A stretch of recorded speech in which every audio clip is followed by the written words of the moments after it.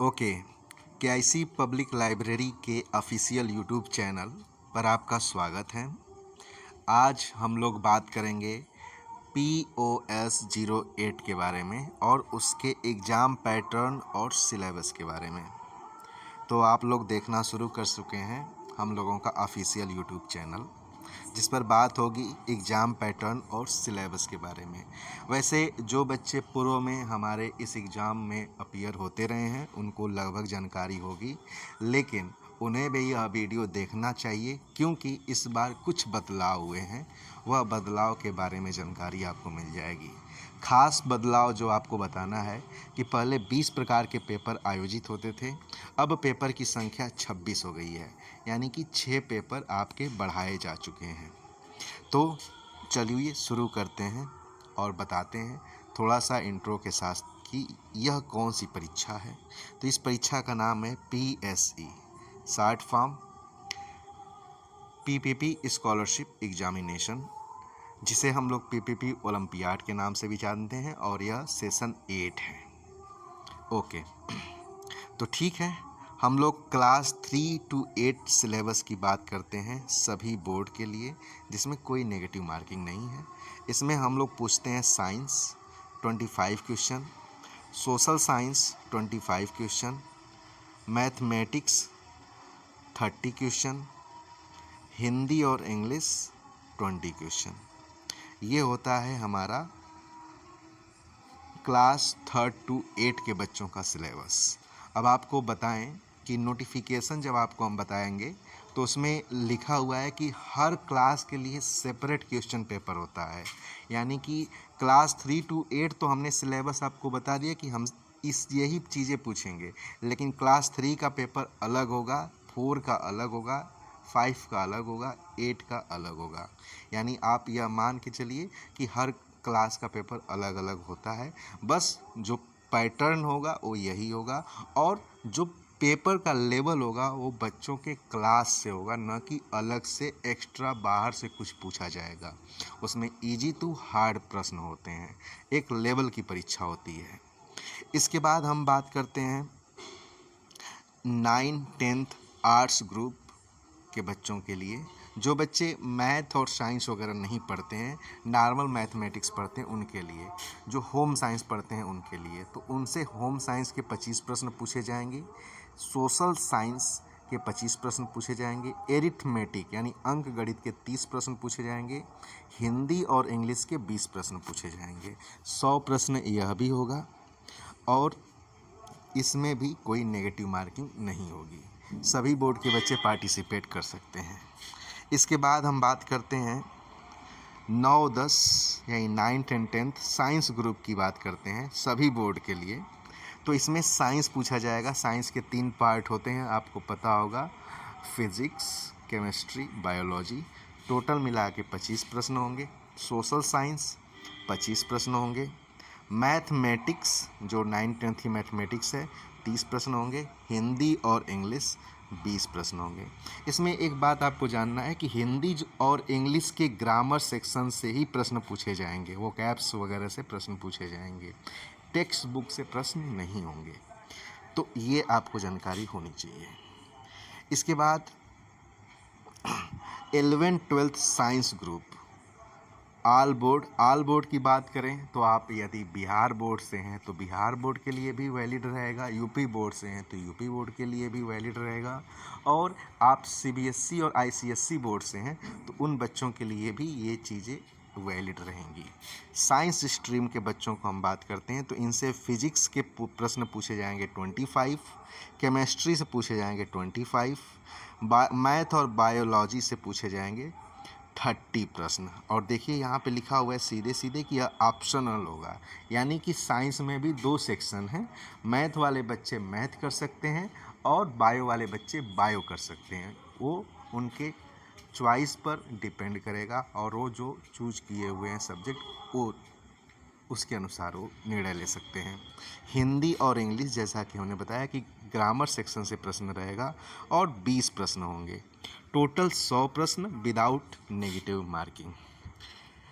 और उसके बाद हम बात करते हैं 11, 12th कॉमर्स ग्रुप की। सभी बोर्ड के लिए वही चीज़ें सेम। अकाउंटेंसी से हम लोग प्रश्न पूछेंगे 25, बिजनेस स्टडीज़ से प्रश्न पूछेंगे 25, इकोनॉमिक्स एंड मैथ से प्रश्न पूछेंगे 30 यानी 30, हिंदी और इंग्लिश से प्रश्न पूछेंगे 20। और यह ग्रामर सेक्शन होगा तो ईज़िली आप इसको सॉल्व कर सकते हैं। ठीक है, ओके। इसके बाद हम बात करते हैं हमारा अगला जो सिलेबस है, अगला जो पेपर है वो है humanities group, 11th-12th humanities group या आर्ट्स ग्रुप। देखिए इसमें बदलाव किया गया है। पहले ग्रुप 1 में हम लोग 4 सब्जेक्ट पूछते थे और कोई एक अटेम्प्ट करना रहता था, लेकिन अब हम लोग 4 के जगह पे 3 ही पूछेंगे, यानी कि हिस्ट्री, सोशोलॉजी और पॉलिटिकल साइंस से 25-25 प्रश्न पूछे जाएंगे। उसमें से छात्र कोई एक करना होगा या कर सकता है। उसके बाद ग्रुप 2 होगा। ग्रुप 2 में भी पहले 4 सब्जेक्ट्स थे जिसमें से कोई एक करना रहता था, तो एक इसमें से कम कर दिया गया है। अब होम साइंस, जियोग्राफी और इकोनॉमिक्स में से कोई एक करना होगा छात्र को। 25 प्रश्न का तीनों रहेगा, तीनों में से कोई एक करना होगा। तो ये बदलाव हुए हैं ह्यूमनिटीज़ ग्रुप में। इसके बाद बात करते हैं जनरल नॉलेज, जो पहले से ही हम लोग पूछते आते हैं। जनरल सामान्य ज्ञान के 30 प्रश्न पूछे जाते हैं, उनके स्टैंडर्ड से रहते हैं। हिंदी और इंग्लिश के 20 प्रश्न होते हैं। तो टोटल 100 प्रश्न 11th-12th ह्यूमनिटीज़ ग्रुप के बच्चों के लिए भी डिजाइन किए गए हैं। इसके बाद जो इस बार ऐड किया गया है एग्रीकल्चर को, यानी 11th एग्रीकल्चर और 12th एग्रीकल्चर। सिलेबस दोनों का अलग अलग होता है, इसलिए इनको अलग अलग दिया गया है। तो हम लोग इसमें एग्रोनॉमी से 20 प्रश्न पूछेंगे, क्लास 11th की बात करते हैं। एग्रीकल्चरल बॉटनी से हम लोग 20 प्रश्न पूछेंगे। एग्रीकल्चरल फिजिक्स एंड क्लाइमेटोलॉजी से हम लोग 20 प्रश्न पूछेंगे। एग्रीकल्चर इंजीनियरिंग से हम लोग 20 प्रश्न पूछेंगे। और एग्रीकल्चरल मैथ और एलिमेंट्री स्टैट से हम लोग जो है 20 प्रश्न पूछेंगे। तो ये हमारा क्लास 11th का आपका आ गया सिलेबस एग्ज़ाम पैटर्न। इसके बाद एग्रीकल्चर क्लास 12th, एग्रोनॉमी से 20 प्रश्न होंगे। एग्रीकल्चरल जूलॉजी से 20 प्रश्न होंगे। एग्रीकल्चरल हस्बेंड्री से 20 प्रश्न होंगे। एग्रीकल्चरल केमिस्ट्री से 20 प्रश्न होंगे। एग्रीकल्चरल इकोनॉमिक्स से 10 प्रश्न होंगे और एक जनरल हिंदी से 10 प्रश्न होंगे। इसमें इंग्लिश नहीं रहेगी। 11th-12th एग्रीकल्चर के बच्चों के लिए यह जानकारी जानने योग्य है। अब ये हमारे 3 to 12th total 18 paper complete in the sense कि देखा जाए तो हमारे 6 पेपर क्लास 3rd to 8 ये हो गए, 2 पेपर 9th 10th ये हो गए 8, 2 पेपर 9th 10th साइंस ये हो गए 10, साइंस ग्रुप के जो है 2 पेपर हो गए 11th-12th 12, 11th-12th कॉमर्स के 2 पेपर हो गए 14। इसके बाद 11th-12th ह्यूमनिटीज़ के 2 पेपर हो गए 16 और क्लास 11th एग्रीकल्चर 17 और class 12th agriculture 18। Total 18 paper हो गए 3 to 12th, जिसको हम लोग एकेडमिक बोलते हैं। क्या बोलते हैं? एकेडमिक। और एकेडमिक पेपर जो होते हैं कितने होते हैं? 18 होते हैं। और इसके बारे में यहाँ पे पॉइंट लिखा हुआ है कि क्लास 3rd to 12th 100 प्रश्न होंगे, 100 प्रश्न करने होंगे, 300 मार्क्स के होंगे, यानी एक प्रश्न 3 नंबर का होगा, जिसके लिए 2 घंटे का समय दिया जाएगा। कोई नेगेटिव मार्किंग नहीं होगी, यानी कि बच्चे सभी के सभी प्रश्न सॉल्व कर सकते हैं और करना चाहिए। जब नेगेटिव मार्किंग नहीं है तो बच्चों को जो है सभी प्रश्न सॉल्व करना ही चाहिए। इसके बाद हमारा आता है कॉम्पिटिटिव लेवल, प्रतियोगी स्तर। जो बच्चे 12वीं पास कर चुके हैं उनके लिए, या यदि शुरू से ही मान लीजिए 11th में ही है और पार्टिसिपेट करना चाहते हैं, अपने आप को योग्य समझते हैं, तो आप या बच्चे ये परीक्षा दे सकते हैं। तो इसमें इस बार जोड़ा गया है हाँ हिंदी पेपर। सिलेबस यूट्यूब पे मिल जाएगा, क्या क्या कितना कितना पूछा जाएगा, आप यूट्यूब पे चले जाइएगा, इसी चैनल पे आपको मिल जाएगा। 200 प्रश्न होंगे, 1/3 नेगेटिव मार्किंग होगी। इसमें हिंदी से ही सिर्फ प्रश्न होंगे, अलग से कुछ नहीं होगा। सिर्फ हिंदी। और 200 प्रश्न होंगे, 2 घंटे में आपको करना होगा। एक प्रश्न 3 अंक का होगा और 600 नंबर के होंगे। और उसके बाद अगला होगा इंग्लिश का पेपर। इसमें सिर्फ इंग्लिश होगी।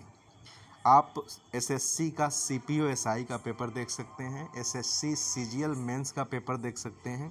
एसएससी का जो पेपर्स होते हैं उसको एक लेवल समझ लीजिए, उस तरीके का पेपर होगा और उसमें सिर्फ और सिर्फ इंग्लिश पूछी जाएगी। लेवल में इजी रहेंगे, मीडियम रहेंगे, हार्ड प्रश्न भी रहेंगे। तो ये चीज़ें हैं।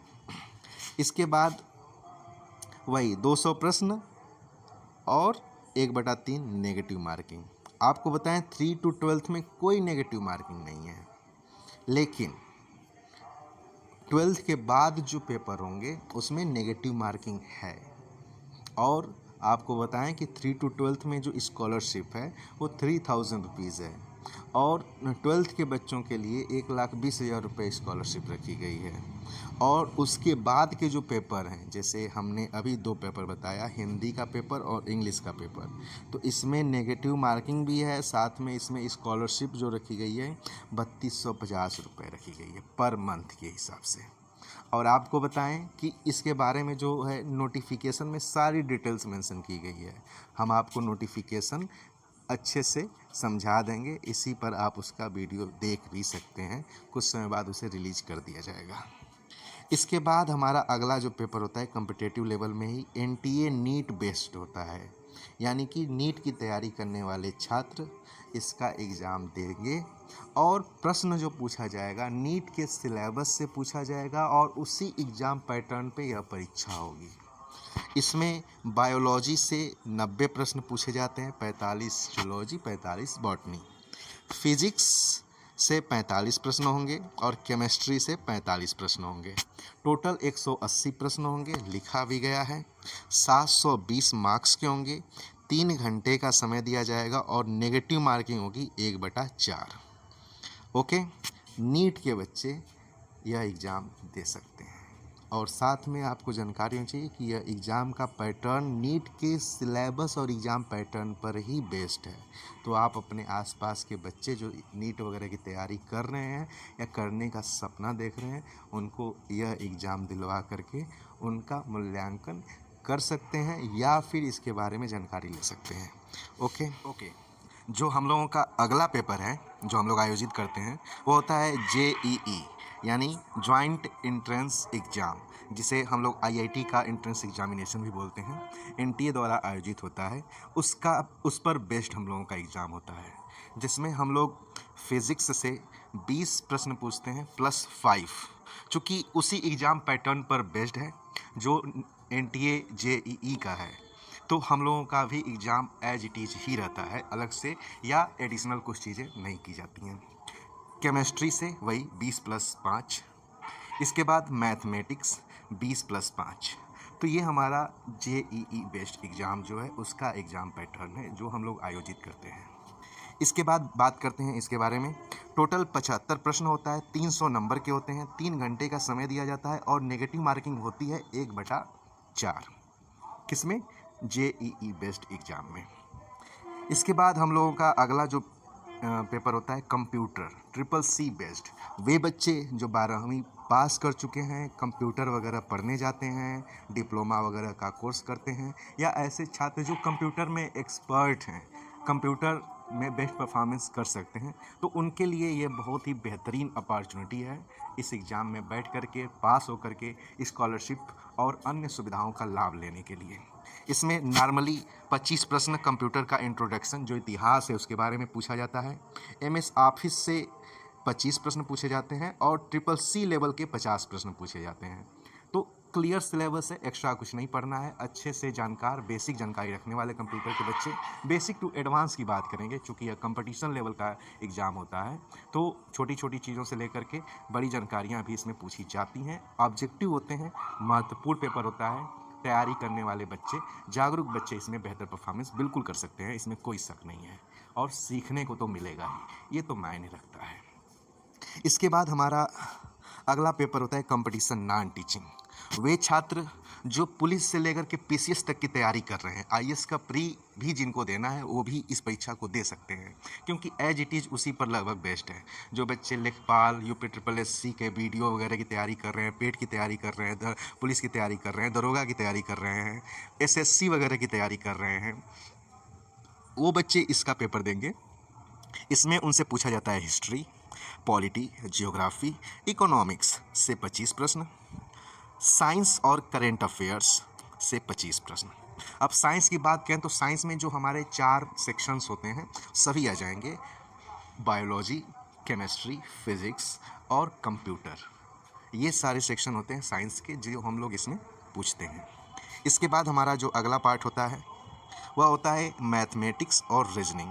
मैथमेटिक्स में एरिथमेटिक भी होता है और एडवांस मैथमेटिक्स भी होती है।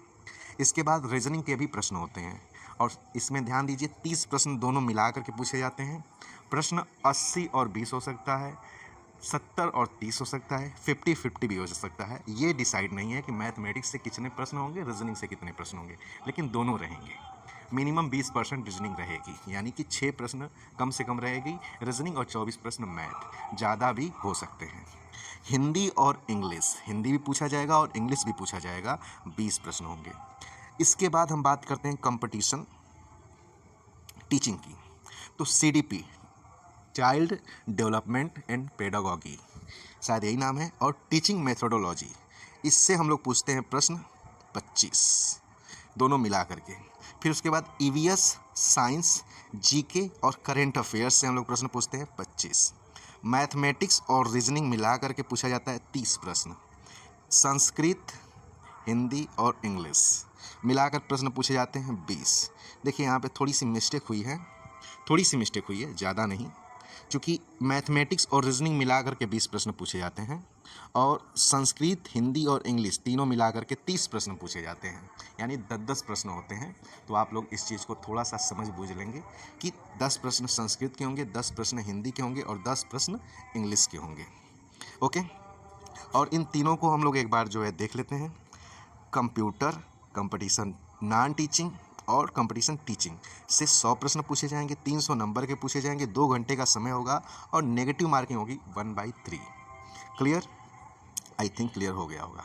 इसके बाद जो बच्चे आईएएस का मेंस दे रहे हैं, पीसीएस का मेंस दे रहे हैं, यानी रिटन एग्जामिनेशन दे रहे हैं, उनके लिए हम लोगों का भी एक पेपर होता है। खास करके बहुत सारे बच्चों को जानकारी नहीं होती है कि मेंस में आता क्या है, किस प्रकार से लिखना रहता है, तो उनके लिए एक प्रकार से अब प्रैक्टिस हो जाता है और उनको जानकारी मिल जाती है। उस लेवल और स्टैंडर्ड पे हम लोगों की परीक्षा होती है। तो इसे हम लोग बोलते हैं डिस्क्रिप्टिव पेपर, जिसमें हम लोग history, political science, geography, ethics और करेंट अफेयर्स के प्रश्न पूछते हैं। टोटल 15 प्रश्न पूछते हैं, जो 600 शब्दों में लिखना होता है, 5 उसमें से करना होता है। हर टॉपिक से 3-3 प्रश्न होते हैं और उस टॉपिक में से तीन मतलब कोई भी एक टॉपिक में से कोई 3 जो प्रश्न पूछा गया उसमें से कोई एक करना होता है और वह 50 मार्क्स का होता है और उसे 600 शब्दों में लिखना रहता है। तो हिस्ट्री से भी आप वही 3 में से कोई एक करेंगे, पॉलिटिकल साइंस में से 3 में से कोई एक करेंगे, जियोग्राफी में से भी 3 में से कोई एक करेंगे, इथिक्स और करंट अफेयर्स में से जो 3 पूछे जाएंगे उसमें से कोई एक आपको करना होगा, यानी 15 में से 5 करिए, 250 मार्क्स के। और इसी तरह से आपका हर टॉपिक से 2-2 नंबर के 5 प्रश्न वेरी शॉर्ट टाइप क्वेश्चन पूछे जाते हैं, जो आप एक वर्ड में या एक लाइन में आंसर लिख सकते हैं। तो 2-2 नंबर के होते हैं, तो 10-10 मार्क्स के हर टॉपिक के 50 प्रश्न ये होते हैं, यानी कि टोटल आपके होते हैं 300 मार्क्स और इसके लिए टाइम दिया जाता है 3 घंटे का। 3 घंटे में 300 मार्क्स के टोटल देखा जाए तो 5-5-25 और 5-30 प्रश्नों को सॉल्व करना होता है, जिसमें 5 प्रश्न 600 अंक के 600 शब्दों में लिखने रहते हैं और 25 प्रश्न 1 वर्ड में, एक शब्द में या एक लाइन में आपको जवाब लिखना रहता है। तो ये हम लोगों का टोटल पेपर हो जाता है 26। हमने जैसा आपको बताया कि 3 to 12 आपके 18 पेपर हैं। उसके बाद एकेडमिक में 3 to 12 की बात होती है। कम्पिटेटिव लेवल में Hindi paper 1, English paper 2, NTA NEET 3 यानी 3, इसके बाद IIT 4, computer 5, competition non teaching 6, competition teaching 7 और डिस्क्रिप्टिव पेपर 8, यानी कि कम्पिटेटिव लेवल में 8 पेपर टोटल होते हैं और 18 पेपर एकेडमिक लेवल में, यानी कि टोटल 26 पेपर जिनका एग्ज़ाम पैटर्न या कहिए सिलेबस हमने आपको लगभग बता दिया है। इसमें एक गलती है कंपटीशन टीचिंग में कि मैथमेटिक्स और रीजनिंग में कितने प्रश्न होंगे, 20 प्रश्न होंगे। संस्कृत, हिंदी और इंग्लिश में कितने प्रश्न होंगे, आपके 30 प्रश्न होंगे। तो जो इसमें लिखा हुआ है ये हमने आपको वर्बली समझा दिया है, हम इसको नोटिफिकेशन में सुधार कर देंगे, जो फाइनल नोटिफिकेशन होगा, जो लोगों के सामने प्रेजेंट होगा। तो ये बातें थी आपको सिलेबस के बारे में। आई थिंक आप सभी लोग इस चीज़ को सेशन 8 के सिलेबस को समझ बूझ गए होंगे। एग्ज़ाम आपको पता है 30 मार्च 2025 को आयोजित होगा। रजिस्ट्रेशन शुरू हो गए हैं, जल्द से जल्द रजिस्ट्रेशन करा लीजिए, क्योंकि इस बार बहुत ज़्यादा समय नहीं दिया गया है। जितना जल्दी आप करा सकते हैं आपके लिए सही रहेगा, रीज़न मिल जाएगा बेहतर तरीके से अपने सिलेबस को, अपनी बुक को पढ़ने का। खास करके हम एकेडमिक के बच्चों को, जो 3 to 12 के बच्चे हैं, उनको कहना चाहेंगे कि उन्हीं के बुक से प्रश्न पूछा जाएगा, अलग से कुछ नहीं। टीचर और गार्जियन भी ध्यान दें कि हम लोग प्रश्न पूछेंगे बच्चों के लेवल का, उन्हीं के बुक से, अलग से कुछ नहीं पढ़ना है। बच्चों को सिर्फ अपनी बुक बढ़िया से पढ़नी है। तो ठीक है, मिलते हैं फिर। आई थिंक आप सभी लोग समझ बूझ गए होंगे। Okay, bye bye.